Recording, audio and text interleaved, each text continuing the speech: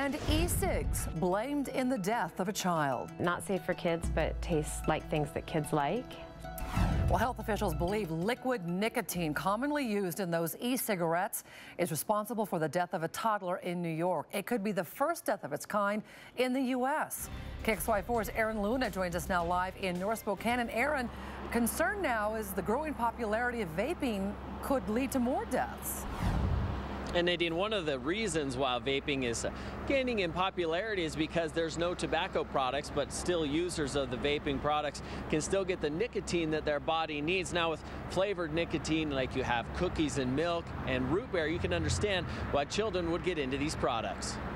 At Lucky Liquids in Spokane Valley. The cookies and milk is really good. It's one of my favorites. Electronic cigarette smokers can choose from 125 different flavors of liquid nicotine with 6 different nicotine potency levels. Keep out of reach of children and pets. This product contains nicotine and should not be used by anyone under the age of 18. Owner Ryan Regan says the potency levels can help a smoker wean themselves off nicotine. The day they got their e-cigarette, they stopped smoking cigarettes completely. But cautions customers that the liquid used in vapor devices should be stored safely away from pets and children. Because they're so much smaller, it's a lot more harmful to them.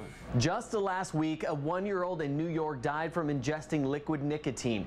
The American Association of Poison Control Centers says just a teaspoon is enough to be fatal. And it comes in flavors like blueberry and root beer. Not safe for kids, but tastes like things that kids like. Kim Papich with the Spokane Regional Health District says the message for parents here is simple. Nicotine is a poison, and parents and caregivers need to treat nicotine as a poison. In Washington, the poison centers have seen a 700% spike in calls related to liquid nicotine, from 2 calls in 2010 to 170 calls in 2014. Legislators eyeing regulations for liquid nicotine this year, including warning labels and child-resistant containers.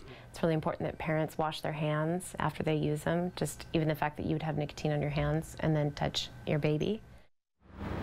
The vapor from e-cigarettes are also thought to contain carcinogens, which is also a cancer-causing agent. Now, how much is a big concern as legislators work towards regulations in this field, Nadine? Well, just was wondering how much of a health concern these e-cigs are, Aaron.